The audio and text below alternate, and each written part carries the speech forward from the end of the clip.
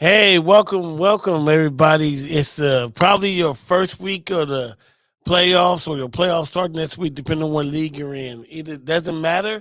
Either way, I'm Money Mike. I'm here with Marco Nunez, a former head athletic trainer of involved. I'm sorry, Los Angeles Lakers. And Marco, how you doing today? Doing great. Started my playoffs. I have my first week against Jeff this week, but my first week did not go so well. But luckily, it's a 2 week playoff round, so I'm hoping to come back next week. Oh, Jeff took you down, huh? Not officially yet. I still got a couple. I got Christian Watson tomorrow, so hopefully I can rack up some points. But this, in our league, it's a 2 week playoff system. So we got this week and next week. Oh, okay. Well, So hey, we'll good see. luck. Good luck. We're gonna see what's gonna happen. Hey, it's always a crazy week in injury reports, and this week is no different. Let's start off with Justin Jefferson over with the Minnesota Vikings. He's been a workhorse over there for him Yeah, too. I think my understanding he's the number one receiver right now with among fantasy football in the fantasy football league. So Justin Jefferson, wide receiver with the Minnesota Vikings, he did not leave the game. He actually played well, and he was actually able to rack some good amount of points. But he did suffer what's called a chest contusion, which is basically a bruise to the to your chest area type of thing. They reported that he's actually feeling good. He's expected to play this upcoming week in Week 16. So if you get past this round one in the playoffs, you should be able to have him for round two of the playoffs. Oh yeah, well that's good. That's good. Nothing really major. It's not a Correct. leg or nothing or an ankle. Correct. Or If it's just chest too, just put some pad on there. You'll be good to go. We got to win this, man. We need everybody. They need you out there, man. Yep. Tyler Lockett. Let's talk about him and his finger. Yeah, so Tyler Lockett, on the other hand, isn't as lucky as Justin Jefferson. So he actually injured his finger last week. He actually sustained what's called he fractured one of his fingers. So he's going to have surgery. He should have already had surgery, which means he's going to be out probably for at least minimum of anywhere. You're looking at 2 to 4 weeks, 2 weeks minimum. If he comes back super early, depending on the hand it is, but most likely he's probably out for a good four weeks, which means he's probably out for the rest of the fantasy football playoffs. So if you have Tyler Lockett, you want to kind of look out for another receiver and keep an eye on a waiver wire because we have somebody in mind to replace Tyler Lockett for you. All right. Let's Jonathan. Man, look, Jonathan Taylor. I had this guy, and he got hurt. I was like, oh, you're killing me. Uh, but I need him next week, man. How bad is his ankle? So he left the game. He did not return. There was no indication that he left with crutches or indication that he left in kind of any type of boot type of thing. They still haven't really identified or said whether it's just a high ankle sprain, a mild ankle sprain, a second degree ankle sprain. So we're hoping that's just a mild ankle sprain. They treat it over the week. He rests and hopefully returns to practice by Thursday or Friday and is able to be back by week 16. But you're right, Jonathan Taylor, probably the number one pick overall in every single league. I would be surprised, at least 95% of the leagues. He hasn't played well all year. He got hurt, and then he came back, and he actually had probably 2 or 3 good weeks there. It looked like he was gonna pick it up, and now he's hurt again. So we'll see what happens on the recurring part with him. Yeah, I mean, I kind of need him right now because it's late in the game now, and out of my 4 fantasy leagues, I'm only in the playoffs in 1, so I really want to win this one. And you got Jonathan Taylor in that one? Yeah, Dante Taylor was in there, and I was like, I was confused because it happened early in the game. Mm-hmm. So when I went to go, and it was a Saturday game, so when I went to go check, I was like, "Ow, how's he out?" And then I saw he had 2 points. I'm like, "Oh, yeah." he got hurt." Oftentimes when that happens, that's actually not good news in general. If a player gets hurt early in the game and it's kind of goes out and never returns, especially for like an ankle sprain, that tells me that it's not a significant injury, but it was significant enough for them to keep him out for the rest of the game. If it's one of those, hey, you know what, it looks like a tweak, let's tape you up and let's get you back out there, type of thing. Now, the other thing also is that this game was almost, at least for the first half, it seemed like the Colts had the game locked in. At 30, they were up by 33 points, so they probably just say, you know what, let's keep you out for precautionary reasons. But by the time the Vikings started coming back and they wanted him to go back up there, either he already iced his ankle, he probably was already getting treatment or something of that sort. So even if he wanted to go back, he probably couldn't have go back in there because by that time they would have to reactivate him, do some joint molds, do all that stuff, retape him and all that stuff, and kind of go apart. So we'll see what happens. And that's so crazy. And this is like off subject, but I saw that they basically are saying they did a comparison for Matt Ryan for the Super Bowl when he had the greatest. He lost the greatest deficit in the Super Bowl, and then they're putting this on him as well. And I'm like, come on, y'all! Like it was 33-0. Like we can't put any of this on the defense. No, you're well. You know what? I think you're right. I think you play on. Well, here's the thing about it. I think the defense actually, I think, got him to the 33 points from what I recall for the first half. I think the defense had at least one touchdown, if not maybe two defensive touchdowns, from what I recall. But it was a little frustrating from my end. I don't have anything. Nobody with the Indianapolis Colts, and I didn't have anybody with the Minnesota Vikings. So that game, for fantasy football wise, for me, didn't really matter. What it appeared like is that the Colts were playing not to lose. They were like, let's just hang in there. Let's hang in the second half. There's no way they're going to catch up. Let's just not play to lose. Because it was interesting. In overtime, when they actually started throwing the ball and started throwing like to Pittman and stuff like that, it looked like, okay, now they started finally pick it up. But we're like, wait a minute, why did you do this the whole entire game? That's one thing as far as athletes. It's like you never want to, you want to keep going at them until you pretty much take them out. But this is what happens. But yeah, you're right. I totally forgot about that. It was Matt Ryan against the New England Patriots in the Super Bowl when he played for the Atlanta Falcons. You're absolutely right. Totally forgot about that. That's two for him. Yeah, it's they pull out stats all the time to make them make sense. And I was like, man, I think that's a little unfair, but hey, it is what it is. Colt McCoy, he has a concussion. Same thing, right? He's going to be out on the concussion protocol. Correct. So Colt McCoy, quarterback for the Arizona Cardinals. He's a backup quarterback to Kyler Murray. He sustained a concussion, left the game, did not return. He's in the NFL concussion protocol. And like I mentioned before, typically a minimum concussion protocol timeline is anywhere between 5 to 7 days. But it seems now like that most concussion athletes in the NFL, concussion athletes tend to be out at least a minimum of 7 to 10 days. So this is going to hurt already the Arizona Cardinals. It's already going to hurt anybody that has any Arizona Cardinal players, whether you have Hopkins, whether you have Marquise Brown, or more as far as on the lineup, or if you have a running back, if you have a Connor or anything like that, once the third string quarterback comes in, it's going to be interesting to see what happens with all those other athletes. So we'll see what happens as far as throughout the week if he starts participating in practice. So if he's not back or cleared by Thursday or Friday, don't expect to play this weekend. Most likely he'll probably miss it and play in week 17. Yeah. Ryan Tannehill with his ankle sprain. Do we know if it was high or low? So this is the interesting part about with Ryan Tannehill, quarterback with the Tennessee Titans. He left the game. He was actually carted off the field with an ankle sprain, but surprisingly, he was able to return to the game and actually finished off the game. So if you have Ryan Tannehill, that's actually pretty good news. But it's still we want to see how he performs throughout the practice. I expect him not to practice whatsoever this week. Maybe not until Thursday or Friday, the latest. And as of right now, he's expected to play in week 16 of the NFL season. Okay, so we'll have to see. Let's go ahead and go to a break right quick, and then we're going to get into our updates right after this.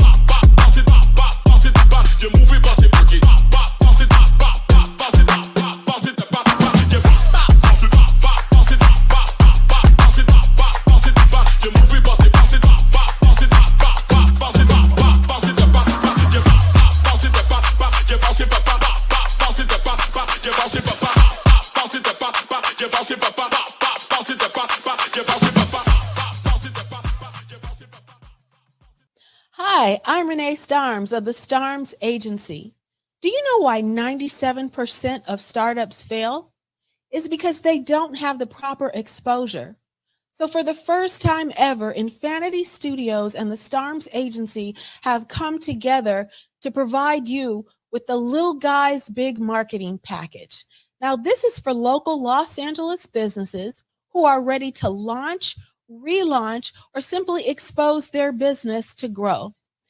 With this package, you're going to receive 6 months of online and offline marketing tactics in a customized plan for your business. You're also going to get a professional TV quality commercial filmed in an 1,800 square foot studio with multiple screening options. So if you're ready to grow, go ahead and click that link. We also have financing available. I'm looking forward to chat with you. Click the link and let's go.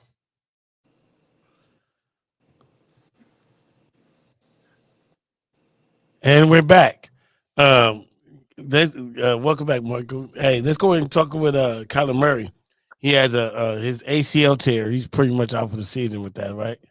Yeah, definitely. I mean, Kyler Murray, quarterback with the Arizona Cardinals, on Thursday Night Football, sustained an injury to his right knee. It was a non-contact injury. If you go back and look at the video, he's kind of pretty much running down the line. He's scrambling to get a couple of yards. He steps on, he pivots on his right leg, rotates, turns, trying to change direction. And right away, you could tell he kind of tried to pretty much drop to the floor, grabbed his right knee, was carted off the field. So he sustained, and he's been diagnosed with an ACL tear. He's already had surgery, so that means he's going to be out a minimum of 6 to 8 months. So expect him to be, he should be back for the next season, if not training camp September by that time. But, you know, the type of quarterback that Kyler Murray is, he's also a scrambling quarterback, just Lamar Jackson, just like Justin Fields. With this ACL tear, him coming back, he may switch a little bit to become more a pocket quarterback. So if you draft Kyler Murray next season and expect him to give you a couple of rushing yards, you may have to lower your expectation on that part. He may become more of a pass quarterback, not scramble that much. So keep an eye on him, see how he performs for the upcoming season. So how much can you estimate about how much your running movement when you have a ACL tear? You know, it's I mean he's probably wasn't like a Olympic speed or anything, but he really was fast. He was fast. He was, obviously, as far as Kyler Murray, if you had him on your fantasy football team, not only was he there for the passing yards, but also for the rushing yards. Just like, you picked up Lamar Jackson not only for the passing yards, but not primarily for the rushing yards. But in this case, it's once he returns to play, one of the things that a lot of athletes that have ACL tears is that structurally they're fine. A lot of the strength can be fine, but it becomes a mental issue for them. And if you speak to a lot of athletes that have had ACL tears, it takes them at least a minimum of 4 years to 2 years for them to actually start feeling mentally and confident in their knee and feel like, hey, you know what, I can actually do what I used to do before. It's going to take them a slow process to kind of, they test it out, they make a move, they get hit, they get up, and like, okay, that was okay, that didn't hurt that bad, type of thing. So it usually takes anywhere a minimum of year, if not to 2 years, for them to actually kind of return to what like the previous athlete. Now, Adrian Peterson, on the other hand, was an anomaly. He was like the one of the only players that had an ACL tear the year before, came back and run. I think he won the rushing title that year, and he was on ultimate beast mode that year after the ACL injury. And I know a lot of athletes kind of use him as an example, but he was like one of the few, if not the only athlete that I can think of that had an ACL tear and then came back next year and just went off crazy, like blew it up, type of thing. So don't expect Kyler Murray to do the same thing. If you are planning to draft him next year, if you're looking for him, pick him up, but always make sure you have a backup quarterback for him. And I mean, I expect them to get drafted pretty low, not super low, but lower than what happened this year. Yeah, I get it. There are a lot of good quarterbacks coming up there. Anyway, Brandon Cooks. Let's talk about his calf. Yeah, Brandon Cooks, wide receiver with the Houston Texans. Now, this is a little bit interesting kind of factor on here. He has a calf strain, and he suffered it about 2 weeks ago. A normal calf strain, if you're looking at a first degree, is anywhere between 7 to 10 days. A second degree can be up to 2 to 4 weeks. Now, the other interesting part about this Brandon Cooks is that he asked to be traded right before the trade deadline, and then because he didn't get traded, he didn't want to play the next week. I'm not saying that this was happening with Brandon Cooks, but it's just a little interesting kind of note or to kind of throw in there. with this guy and also with the Houston Texans right now. But he's been diagnosed. He's been reported that he has a calf strain. So I expect him to see how he does this upcoming week. If he does return to practice, then you can expect him. Hopefully, if he has a full go by Thursday or Friday, he should be ready to go for week 17. Okay. All right. Well, let's hope he'll be back. Russell Wilson, he had a concussion. He should be back this week, right? Because yeah, so he suffered the concussion last week, and the interesting part about this is that he cleared the protocol before today's game, but yet he still did not play, type of thing. Now, the interesting part about it, if you watch the Denver Broncos play, they actually won, and they won by a pretty good amount with behind as quarterback. So the question is, do the Denver Broncos now have a new quarterback, or do they have, according to Jerry Jones, a quarterback controversy down there? Yeah, that's interesting because the controversy is at $256 million. So, you got 256 reasons that there is no controversy down there. Yeah, according to John Elway. It's your investment. So, all right, let's go to Damien Pierce with his ankle. Yeah, so Damien Pierce, running back with the Houston Texans, rookie running back, kind of came out of nowhere type of thing. A couple of people expected him to be pretty good, but not as great as he has been. If you had him on your lineup, and if he was part of your fantasy football league, he kind of helped you kind of get to the playoffs type of thing. Unfortunately, he sustained an ankle injury last week. There was kind of debate whether it's just a mild ankle sprain, he'll be back and forth. But the unfortunate part is that the Houston Texans have officially placed him on IR. If that's the case, he's out for 4 weeks, which means he's out for the rest of the fantasy football season, including the playoffs, which means there's no way he's going to be able to return for the fantasy football championships game type of thing. So he's out for the rest for the rest of the fantasy football. So just consider him out for the rest of the season. He's done, ready to be picked up for next year. Now for the NFL football season, he should be able to be back for the playoffs if they make it. But I don't think the Houston Texans are anywhere near him coming back or them playing in the playoffs type of thing. So that might be another reason why they decided to put him on IR. Hey, the season's over. He's a rookie running back. He's doing great. He's going to be a franchise running back, so they want to invest in him. They don't want to rush him back, so they just put him in IR, and he's done for the rest of the year. Yeah, I don't think Houston's going to the playoffs. I think I don't know if they won or not. They were playing the Bills, so they probably didn't. But they did not win. Okay, cool. So that makes them 1-11-1. On 1-12-1 actually. So they're not making the playoffs. So that definitely will make sense where they want to save him the next year. What's interesting about the Texans is they play pretty well. Like I've seen them be into a lot of games. They're just not winning them. So and Damien Pierce was one of the reasons why they were in constant games. I mean, he became their workhorse. With the Houston Texans, there was talk about him before the season began, and I think the first 2, 3, 4 weeks he didn't really play, and then all of a sudden they gave him a shot, and he played more, and all of a sudden he just went off, and since then he just became the workhorse for the Texans, and he racked up points. So if you had him on your lineup, he would constantly give you double-digit points, if not up into the 20 points type of thing, and that's kind of who kept him in the game. He reminded me a little bit of Marshawn Lynch when he was kind of grinding out there and just breaking tackles and whatnot. But now he's out for the year. So if you had Damien Pierce, unfortunately, he's not going to be able to help you for the playoffs. Right. All right, let's go with Jeff Wilson, Miami Dolphins with his hip. Yeah, so Jeff Wilson, running back with the Miami Dolphins, left last week's game with a hip injury. They haven't really disclosed what the hip injury was, but he did not play this upcoming week. So Raheem Mostert became the workhorse for the Miami Dolphins. He actually racked up about 130 yards, no touchdowns. So he gave you a good 17 points if you did went ahead and play him. Now, the question here is that it's almost like it has become a true committee with the Miami Dolphins. So if you have Jeff Wilson comes back next week and you have Raheem Mostert, it's kind of interesting. You don't know who's going to be the main guy, who's going to be the workhorse. I think McDaniel down there just playing it as a hot hand type of thing. So it's tough to play either of these guys. Unless one of them is out, then you want to play the other one for sure, because then that person becomes a workhorse. Yeah. So Mike White with the fractured ribs.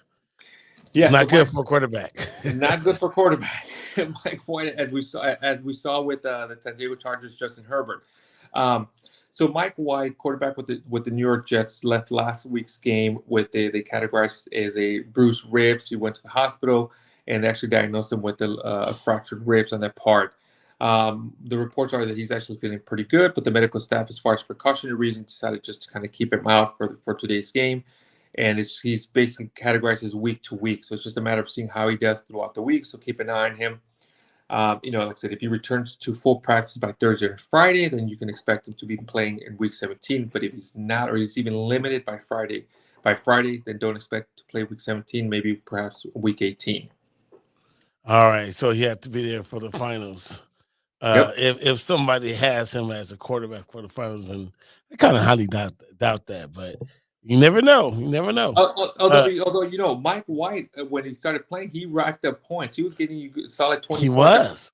He was better than Aaron Rodgers, better than Russell Wilson, better than most of those quarterbacks. I mean, if you were in dire need of a quarterback, Mike White was the guy that you wanted to pick up. Not only that, but he actually, if you had Garrett Wilson or Corey Davis, he was actually throwing to those guys. So if you had, Garrett Wilson, the wide receiver with the New York Jets, actually also racked up solid 140 points. 140 yards, 150 yards while Mike White was a quarterback. So I have Garrett Wilson on one of my teams. So when Mike White went down, it hurt him as well. Yeah. Let's talk about Corey Davis, wide receiver for the Jets. He has a concussion.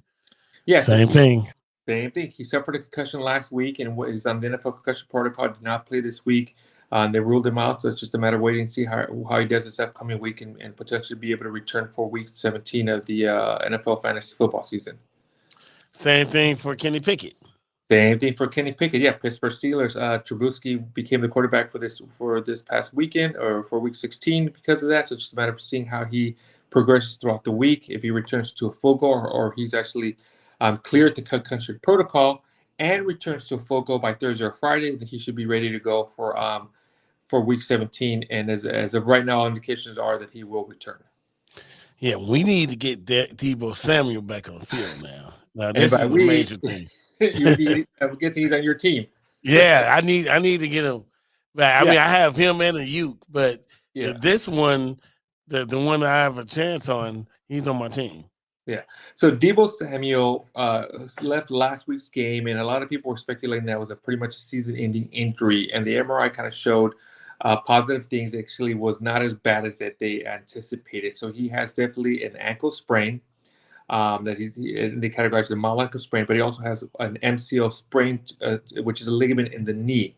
Now they're hoping and they're thinking, and basically based on what I'm reading out there, is that he's expected to hopefully return, not week 17, but hopefully return by week 18 of the NFL season. If that's the case, you're looking to having Deebo Samuel for the NFL fantasy football championship if you can hold off and make it that far.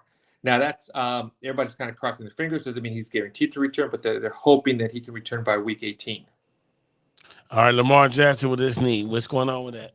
Yeah, so Lamar Jackson has been out for 2 weeks, and that's kind of was expected. He suffered a PCL injury to the knee, and the PCL ligament is a ligament that's inside the knee. It's opposite of the ACL. He sprained it. He didn't tear it, so he didn't require surgery. Usually most players are out anywhere between 2 to 4 weeks while they're nursing and they're rehabbing and able to return. Again, they're hoping that he's able to return as early as this week. They're hoping that he can return to practice. So it's just a matter of waiting and seeing how he does. If he does return on a full go practice, no restrictions, then he should be expected to play week 17. But if you just see limited the whole entire week, like Tuesday, Wednesday, Thursday, Friday, he's limited, but there's never indication that he's a full go. Then I don't expect him to play week 17, perhaps maybe return on week 18 type of thing. So Huntley may be the quarterback for week 17 on that part. But the Baltimore Ravens need Lamar Jackson because I know they lost this past weekend or today, and they're trying to make that hunt for the wild card.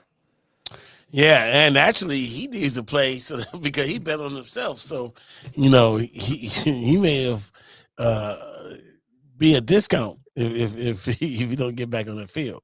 Correct. But then that's the other issue is that, yeah, you're right. He needs to get back on the field because he needs to try to make that money for next year and sign that contract. But if you are a Lamar Jackson owner or manager in a sense, is with the PCL injury at the same time, you may not have the traditional Lamar Jackson. He may not be running like crazy. He may become more of a passive quarterback. So if you have like Mark Andrews or you have Robinson or something like that, you may benefit from that in. So you'll still get the passing yards, but you may not get the traditional rushing yards that you normally expect with Lamar Jackson. He may scramble here and there, but he's not going to give you the 50, 60, 80-yard rushing that most people traditionally expect from him when he's out there. So lower your expectations when Lamar Jackson does return. He may give you more of a passing yardage, but definitely a lot lower rushing yardage. All right, Traylon Burks, he has a concussion. Same thing with him, right? Same thing. Treylon Burks had a concussion. He suffered it in week 15.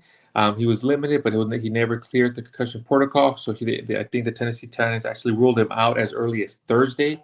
Which for most fantasy football owners, if you do have Treylon Burks, that was kind of a good thing or a thank you thing. That way you kind of know that what was going on. So, but he's expected to return on week 17.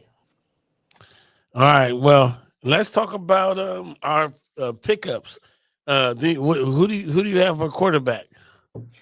So I have this quarterback is on a limited amount of leagues. I wouldn't recommend it for any other weekend except for this weekend. It's Sam Darnold, quarterback with the Carolina Panthers. So if you are in a tight pinch, and the only reason being is that they're playing the Detroit Lions. The Detroit Lions have given up the most passing yardage to any team and every team this NFL season. So I expect Sam Darnold to do the same thing, get some yardage, kind of go off against the Detroit Lions on the part. So that's only for this week, not for week 18, not for the rest of the season. So just for this week, I recommend Sam Darnold, quarterback with the Carolina Panthers.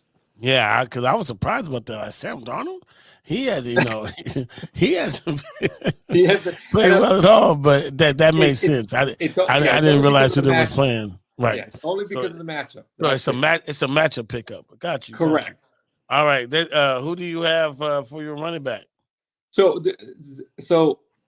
with Jonathan, traditionally with the Indianapolis Colts before the season, when Jonathan Taylor went out, Deion Jackson was the number one running back. That he kind of went off and did great on that part. But what everybody was surprised is that when Jonathan Taylor went out in today's game, Zach Moss became the kind of the workhorse for the Indianapolis Colts. He actually got more yardage and more rushing attempts and was on the field more than Deion Jackson. So because of that case, I got to assume that Zach Moss is going to continue being the same guy. So Zach Moss is only rostering 2% of the league. So make sure you pick up Zach Moss if you're a Jonathan Taylor owner, just in case Jonathan Taylor does not play this upcoming week. All right. Who do you have for wide receiver? So for wide receiver, I have Marquise Goodwin, wide receiver with the Seattle Seahawks. Tyler Lockett is out for the rest of the fantasy football season. So expect him to kind of pick up some of the yards, become the number 2 receiver behind DK Metcalf. When both DK Metcalf and Marquise and Tyler Lockett were out there for a period of time, Marquise Goodwin actually received a good amount of yardage, good amount of points up there. He became Geno Smith's go-to guy during that short period of time. So expect him to also kind of pretty much slide in there and become the number 2 receiver in place of Tyler Lockett. Yeah, well, I'm going to pick Mr. Irrelevant again. Yep. Purdy's been doing really good. Actually, I went against Purdy in one of my leads, and he scored a little over 20 points. So, yep. Yeah, Purdy is definitely out there. He's still only rostering about 10% of the leads.